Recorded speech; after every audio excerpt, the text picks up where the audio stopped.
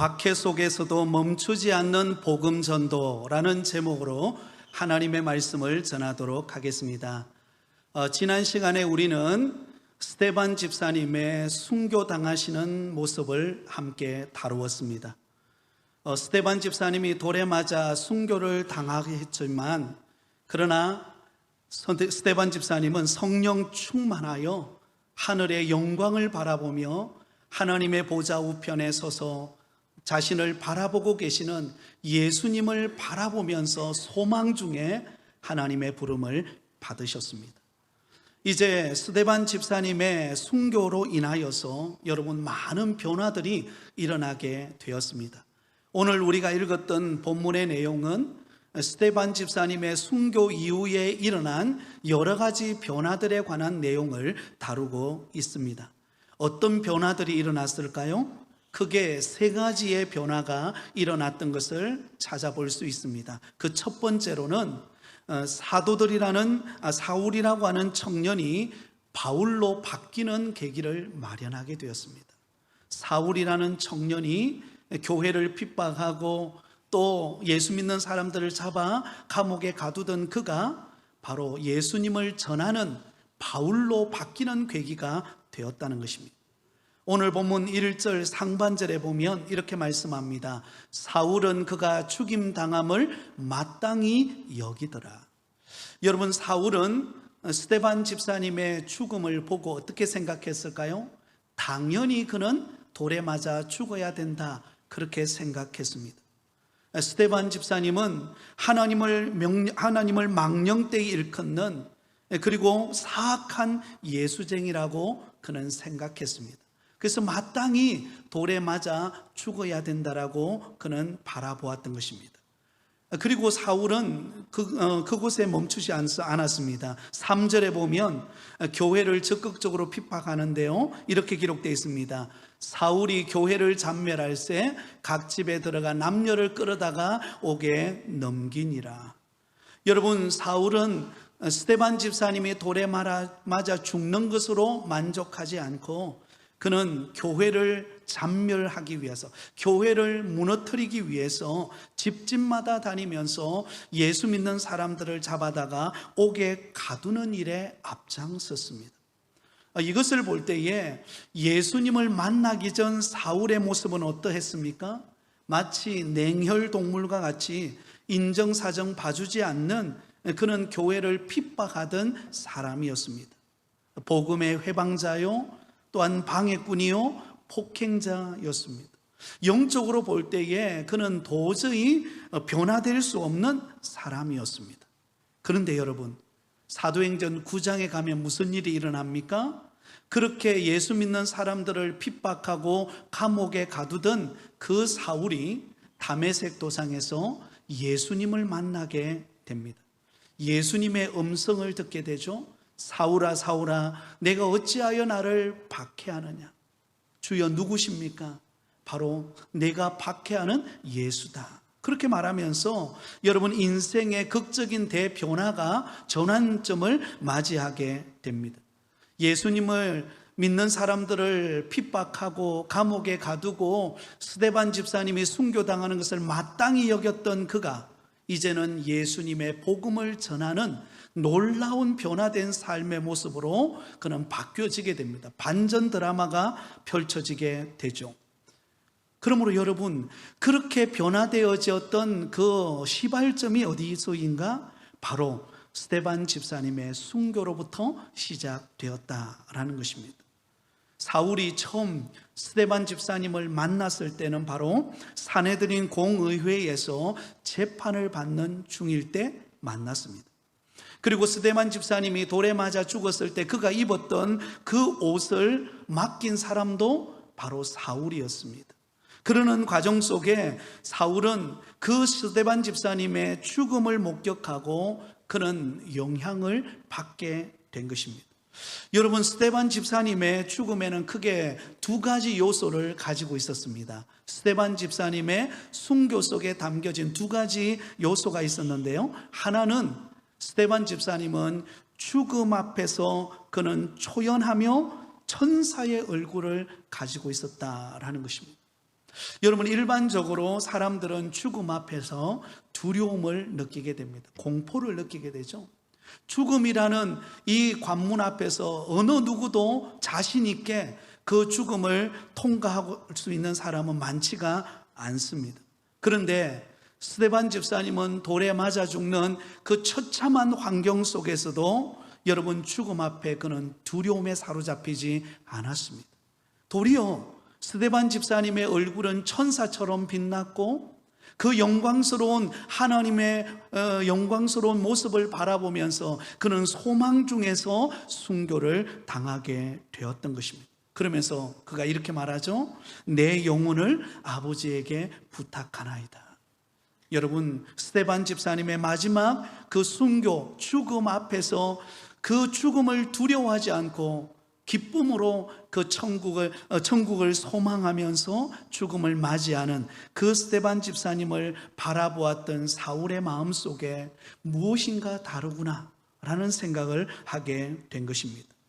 사랑하는 성도 여러분, 우리는 예수 그리스도를 믿고 우리는 영원한 하나님의 나라 천국 백성으로 살아가고 있는 줄 믿습니다.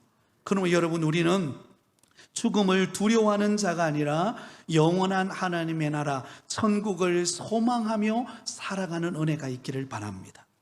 자, 또 다른 하나는 여러분, 스데반 집사님이 거짓 증인들에 의해서 돌에 맞아 순교를 당할 때에 그가 마지막으로 남긴 고백이 무엇입니까? 용서의 기도였습니다. 아버지여, 저들의 죄를 용서해 주옵소서. 자, 여러분, 스데반 집사님의 이 용서의 기도는 일반적이지가 않습니다.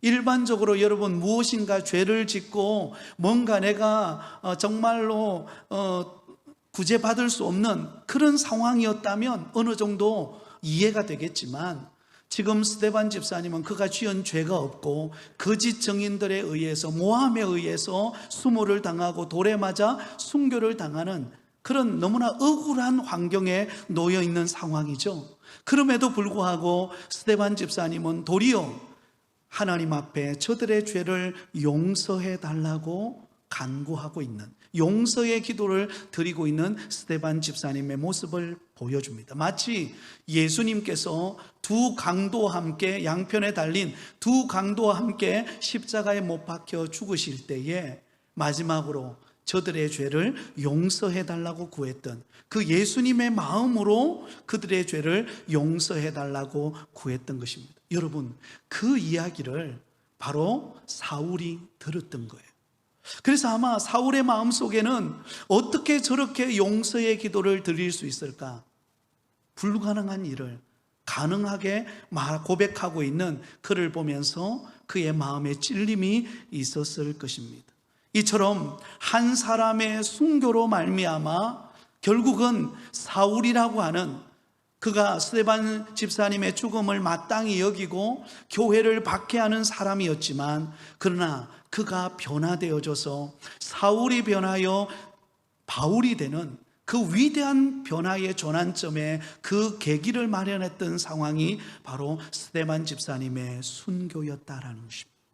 그러므로 스데반 집사님의 순교는요, 그냥 죽음으로 끝나지 않았습니다. 한 알의 밀알이 땅에 떨어져 그 밀알이 썩음으로 인하여 도리어 또 다른 많은 결실을 맺는 그런 출발점이 되었다라는 사실입니다.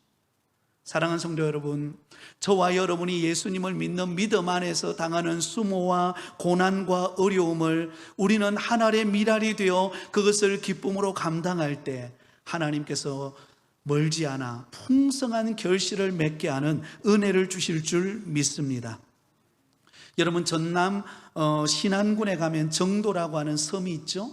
그 정도라는 섬에 가면 문중경 전도사님 순교 기념관이 있습니다. 예전에 한번 이야기를 했던 적이 있습니다. 이 문중경 전도사님은 17세 때에 아주 어린 나이에 결혼을 했습니다. 그런데 첫날 밤에 남편으로부터 버림을 받습니다. 왜냐하면 그 남편에게는 다른 사랑하는 여인이 있었기 때문입니다. 그래서 남편으로부터 버림받아서 하루하루 살아가기가 버거우니까 삭바드늘질을 해서 그래서 겨우 하루하루 연명하며 살았습니다. 그런데 남편이 가끔씩 와서 그 삭바느질을 하면서 벌었던 돈을 왕창 다 가져가 버리는 것입니다.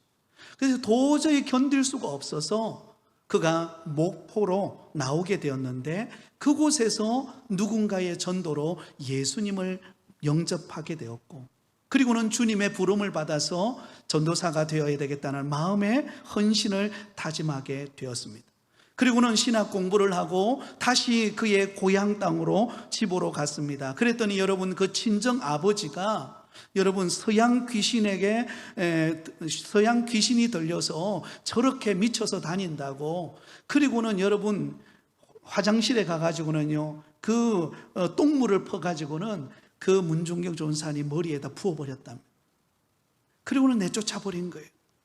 그럼에도 불구하고 여러분, 이 문중경 전도사님은 그 전남 신암 그 섬 마을을 돌아다니면서, 곳곳을 돌아다니면서 복음을 전파하기 시작합니다. 1년에 적어도 9클레의 고무신이 달아져 없어질 정도로 곳곳을 다니면서 복음을 전하여서 여러분, 하나님의 은혜로 100개가 넘는 교회를 세우게 됩니다. 그 섬 마을 곳곳마다 교회를 세워요. 그리고다가 6.25 전쟁이 벌어질 때 그는 순교를 당하게 되는데요, 그를 순교시킨 사람들이 이런 말을 했다고 합니다. 그가 새끼를 많이 깐 씨암탉처럼 그가 가는 곳곳마다 교회가 세워지니까 저 씨암탉과 같은 저 사람을 없애면 교회가 세워질 수 없을 거라 생각하고는 그를 죽여버렸습니다. 근데 여러분, 그가 순교를 당했지만 그로 인하여서 수많은 목회자와 헌신된 일꾼들이 배출이 됩니다. 여러분, 159명의 목회자가 나오게 되었고 81명의 장로님들이 배출되었고, 여러분이 잘 아는 CCC 선교단체를 설립했던 김중곤 목사님이 바로 그로부터 배운 믿음의 사람이었습니다. 한 사람의 그 미랄이 썩어지는 미랄이 되어서 그로 인하여 많은 섬의 사람들이 예수님을 영접하고 교회가 세워지고 하나님의 나라가 확장되어지는 역사가 일어나게 되었다는 것입니다. 그 출발은 순교로부터 시작된 거예요. 스데반 집사님의 순교로부터 한 알의 미랄이 땅에 떨어져 썩어져 없어지는 것 같았지만, 그러나 그곳에서부터 시작되어진 또 다른 복음의 열매를 통하여 하나님의 나라가 확장되어지게 되었다는 것입니다. 사랑하는 성도 여러분, 여러분들 가정 속에 아직 믿지 않는 가족들이 있습니까? 저와 여러분이 한 알의 미랄이 되기를 원합니다. 그래서 어떤 핍박과 고난 속에서도 우리가 믿음을 지키고 선한 영향력을 끼칠 때 반드시 그 미랄은 떨어져서 땅에 썩어져 없어지지만 30배, 60배, 100배의 결실을 맺는 놀라운 축복의 역사가 있을 줄 믿습니다. 자, 두 번째로 스데반 집사님의 순교로 말미암아 어떤 결과들이 찾아왔는가? 박해가 본격적으로 시작되었다는 것입니다. 1절입니다. 우리 1절을 다 같이 읽습니다. 사울은 그가 죽임당함을 마땅히 여기더라. 그날에 예루살렘에 있는 교회에 큰 박해가 있어 사도 외에는 다 유대와 사마리아 모든 땅으로 흩어지니라. 여러분, 스데반 집사님의 순교가 기폭제가 되었습니다. 어떤 기폭제입니까? 박해가 시작되는, 본격적으로 시작되어지는 기폭제 역할을 감당하게 되었습니다. 그 전까지만 하더라도 초대교회가 여러 가지 핍박과 고난은 있었지만, 그러나 여러분, 본격적으로 예루살렘 교회가 핍박을 당하여서 쫓겨다니는 신세를 경험하지는 않았습니다. 그런데 스데반 집사님의 순교로 말미암아 그때부터 이제는 본격적인 박해가 시작되고 예수 믿는 사람들을 잡아서 감옥에 가두고 또한 온갖 수모를 겪는 일들이 벌어지게 되었습니다. 역사적으로 보면 초대교회의 그 당시 로마의 네로 황제로부터 시작해가지고 313년 콘스탄티누스가 기독교를 공인할 때까지 무려 42명의 로마 황제가 있었는데요, 그 42명의 로마 황제에 의해서 기독교가 박해를 받게 됩니다. 그래서 초대교회 성도들이 마음껏 저와 여러분 오늘처럼 이렇게 공적인 모임의 장소에 와서 하나님 앞에 예배를 드리고 찬양하고 기도할 수 있지를 못했습니다. 왜냐하면 그러면 잡혀가는 거예요. 그래서 사자의 밥이 되기도 하고, 여러분 끌려가서 끊임없는 불의 지짐을 당하기도 하고, 온갖 수모와 박해를 당하게 되었습니다. 그래서 어떻게 합니까? 초대교회 성도들이 그 박해를 피해서 동굴 속으로 들어갑니다. 그래서 비밀스러운 동굴 속에 들어가서 그곳에서 하나님 앞에 예배하고 그곳에서 믿음을 지켜갑니다. 바로 그곳이 카타콤입니다. 카타콤. 여러분, 이 카타콤이라고 하는 곳이 지하 동굴 혹은 지하 무덤이라고 하는 곳인데요, 로마 지하에만 하더라도 30곳이나 되었다고 합니다. 그곳을 발굴을 해보았더니 400만 명의 해골들이 그곳에 있었다고 합니다. 그러니까 310년 동안 얼마나 그 박해가 심했던지 예수 믿는 사람들은 마치 감옥과 같은 그 동굴 속에서 믿음을 지키고 그곳에서 하나님을 예배하고 그곳에서 그 박해를 이겨내었다는 것입니다. 그래서 313년에 이 콘스탄티누스에 의해서 기독교가 공인되면서부터 자유롭게 믿음 생활을 하게 되었는데요, 그때 여러분, 기독교가 공인되어지는 바로 그 순간 수많은 지하의 그 카타콤에 살던 사람들이 그곳에서 나오게 되었는데요, 대부분의 사람들이요, 눈이 빠져 있고 손이 없고 발이 문드러져 있고 정상적인 사람들이 그리 많지가 않았다는 거예요. 그런데 그들은 그 고난과 그 위기와 그 고통 속에서도 끝까지 믿음을 지키고 예수님을 부인하지 않는 그 박해 속에서도 믿음을 지켰던 사람들이라고 하는 것입니다. 사랑하는 성도 여러분, 그때에 비한다면 오늘 저와 여러분이 당하는 박해는 어느 정도 될까요? 아마 여러분, 이 초대교회 성도들이 당하는 그 박해에 비하면 여러분, 우리는 물론 힘든 과정도 거치겠지만 우리는 웬만하게 이겨낼 수 있습니다. 그러므로 저와 여러분은 믿음을 지켜나가는 은혜가 있기를 바랍니다. 어떤 고난과 핍박 속에서도 주님을 신뢰하는 믿음의 사람들이 다 되실 수 있기를 바랍니다. 여러분, 역설적인 기독교의 진리는 무엇인가 하면 여러분, 교회가 고난당하고 박해가 있을 때에 신앙이 성장했다는 거예요. 고난과 박해가 있을 때 교회가 성장하고 그곳에서 수많은 믿음에 헌신된 사람들이 등장하여서 하나님의 역사를 감당하는 그런 사명들을 감당하는 일꾼들이 세워지게 되었다는 것입니다. 여러분, 우리가 편하면, 모든 환경이 다 좋으면 우리는 신앙생활을 잘 할 수 있을 것 같죠? 그러나 여러분, 그렇지 않아요. 박해가 있고 고난이 있고 어려움이 있을수록 우리의 신앙은 더 단단해지고 또 특별히 그런 고난과 박해 속에서 믿음을 꽃피우는 역사가 일어나게 되는 것입니다. 여러분, 요즘에 무더위로 하루하루 여러분 잠들기 얼마나 힘듭니까? 그죠?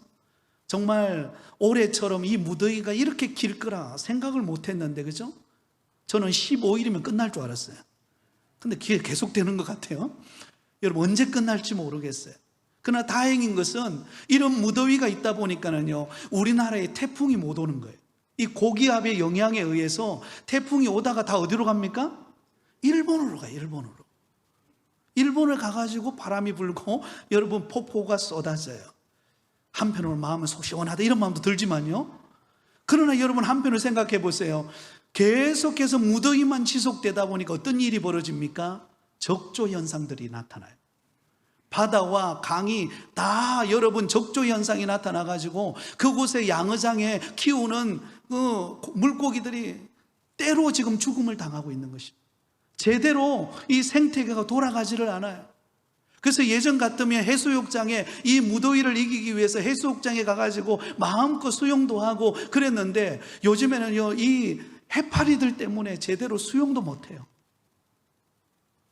여러분, 편하고 모든 환경이 다 잘 되면 우리가 신앙생활을 잘할 것 같지만 오히려 영적 적조 현상이 일어나서 우리가 제대로 된 신앙생활을 못할 때도 있다는 거예요. 그러므로 여러분, 우리가 좋을 때도 때로는 핍박을 당할 때도 어떤 상황 속에서도 주님을 향한 믿음의 그 진보를 놓지 않기를 바랍니다. 여러분, 우리가 무덥다고, 여러분 힘들다고, 여러분 그때 더 은혜를 구해야 하는 것입니다. 더 주님을 신뢰하면서 믿음으로 달려가는 저와 여러분이 다 되실 수 있기를 예수님의 이름으로 축원드립니다. 자, 세 번째로 이 스데반 집사님의 죽음을 통하여 어떤 결과가 나타났을까요? 예루살렘에 모였던 성도들이 다 흩어지게 만들었다는 것입니다. 예루살렘 교회, 뭉쳐있던 예루살렘 교회 성도들이 흩어져서 유대와 사마리아와 땅끝까지 흩어지는 일들이 일어났습니다. 자, 1절 중반절에 보면 사도 외에는 다 유대와 사마리아 모든 땅으로 흩어지니라. 박해로 말미암아 스데반 집사님의 순교가 왔고, 그 스데반 집사님의 순교로 인하여서 여러분 박해가 기폭제가 되어서 이제는 예루살렘 교회가 어려운 환경에 처하게 되었습니다. 그러자 여러분, 그 예루살렘에 모였던 성도들이 그곳에서 믿음 생활하기 어려우니까 흩어지기 시작했습니다. 유대와 사마리아와 땅끝까지 이르러 흩어지는 일이 벌어졌습니다. 여러분, 그렇게 여러분 예루살렘 교회에 모여서 3,000명, 5,000명 수많은 영혼들이 모여서 함께 은혜 받고 함께 예배하고 함께 여러분 찬양 경연대회도 하고 얼마나 신났겠습니까? 그런데 스데반 집사님의 순교로 인하여서 더 이상 그렇게 할 수 없는 상황이 됩니다. 그래서 흩어지기 시작했습니다. 근데 놀라운 사실은 하나님의 원대한 계획 속에는 바로 이러한 계획이 포함되어 있었다는 것입니다. 사도행전 1장 8절에 보면 이렇게 말씀하고 있습니다. 우리 같이 읽습니다. 오직 성령이 너희에게 임하시면 너희가 권능을 받고 예루살렘과 온 유대와 사마리아와 땅끝까지 이르러 내 증인이 되리라 하시니라. 아멘. 여러분, 하나님이 우리를 향한 원대한 계획은 무엇입니까? 바로 예수 그리스도를 믿음으로 권능을 받아서 우리가 섬기는 교회 예루살렘, 그리고 온 유다, 그리고 사마리아와 땅끝까지 이르러 내 증인이 되어 복음이 전파되어지고 하나님의 나라가 확장되어지는 것이 하나님의 원대한 계획이에요. 근데 예루살렘 교회는 어떠했을까요? 예루살렘 교회는 마가다락방에 120명의 성도들로부터 시작된 그 예루살렘 교회가 점점 3,000명, 5,000명, 10,000명 많은 성도들이 모이기 시작했습니다. 근데 그들 안에 문제점이 무엇인가? 이제 성도들이 많이 모이고 교회 안에 북적북적하니까 너무 좋으니까 그때 그들이 들었던 생각, 주여 여기가 좋사오니, 이것으로 만족하기 시작한 거예요. 이것으로 만족하고 나가서 복음을 전파하고 유대와 사마리아와 땅끝까지 이르러 내 증인이 되라고 하시는 그것은 까마득하게 잊어버리고 우리끼리 좋으니까 그냥 우리끼리 안에서만 은혜 받고 머물러 있었던 것입니다. 여러분, 사람들은요 자꾸 안주하려고 하는 습성이 있습니다. 모험을 시도하기보다 안주하고 싶어져요. 이제 어느 정도 살만하면, 이제 내가 어느 정도 신앙의 연륜이 되면, 내가 이제 교회에서 어느 정도 직분을 맡으면 그곳에 그냥 안주해서 그 정도의 수준에서 그냥 쭉 주님 부르시는 날까지 그 신앙을 유지하고자 하는 습성이 저와 여러분 속에 있습니다. 그런데 하나님은 과감하게 그런 안주함에 빠지기 쉬운 바로 그 시기에 스데반 집사님의 순교를 계기 삼아서 그 교회를 흩어버립니다. 사도들 외에 예루살렘 교회 성도들을 흩어버리기 시작했습니다. 그러자 여러분, 흩으니까 어때요? 그들이 각 지역 유대와 사마리아와 곳곳을 향하여서 그들이 들어가서 핍박 중에서도 그들이 복음을 전하기 시작합니다. 그래서 여러분, 초대 예루살렘 교회의 역사는 사도행전 7장으로 끝이 납니다. 더 이상 예루살렘 교회의 사역에 대한 부분들이 언급되지 않아요. 7장으로 끝이 나요. 그럼 8장부터는 무엇이 시작되는가? 바로 사마리아 전도가 시작이 됩니다. 하나님의 복음이 예루살렘 교회에만 멈춰있던 그 복음이 이제는 사마리아로, 그리고 여러분 이방 나라로 전파되어지는 이야기가 앞으로 펼쳐지게 될 것입니다. 주님께서 의도하신 거예요.